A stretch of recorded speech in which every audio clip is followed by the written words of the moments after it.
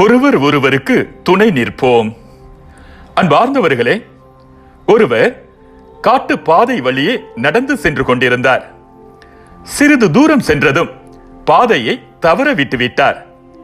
எவ்வளவோ முயன்றும் அவரால் சரியான பாதையை கண்டுபிடிக்க முடியவில்லை. பல வழிகளில் சென்று பார்த்தார். அவரால் காட்டை விட்டு வெளியே வர முடியவில்லை. சோர்ந்து போய் நடந்து கொண்டிருந்தவர் திடீரென இன்னொருவரை பார்த்தார். மிகவும் சந்தோஷத்துடன் அவரிடம் சென்று சரியான பாதையை காட்டும்படி கேட்டார்.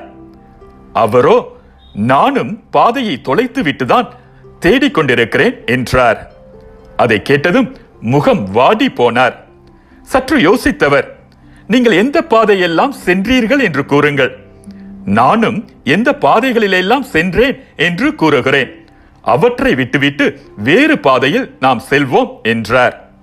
அவ்வாறே இருவரும் புதிய பாதையில் நடந்து காட்டை விட்டு வெளியே வந்தனர். அன்பார்ந்தவர்களே, கொடுங்கள், உங்களுக்கு கொடுக்கப்படும். அமுக்கி குலுக்கி சரிந்து விழும்படி நன்றாய் அளந்து உங்கள் மடியில் போடுவார்கள். நீங்கள் எந்த அளவையால் அளக்கிறீர்களோ அதே அளவையால் உங்களுக்கும் அளக்கப்படும். லூக்கா நற்செய்தி 6ஆம் அதிகாரம் 38வது இறைவசனம். ஒருவர் ஒருவருக்கு வழியும் ஆலோசனையும் பரிமாறிக்கொள்கிற போது நம்மால் எந்த ஒரு காரியத்தையும் சிறப்பாக செய்ய முடியும்.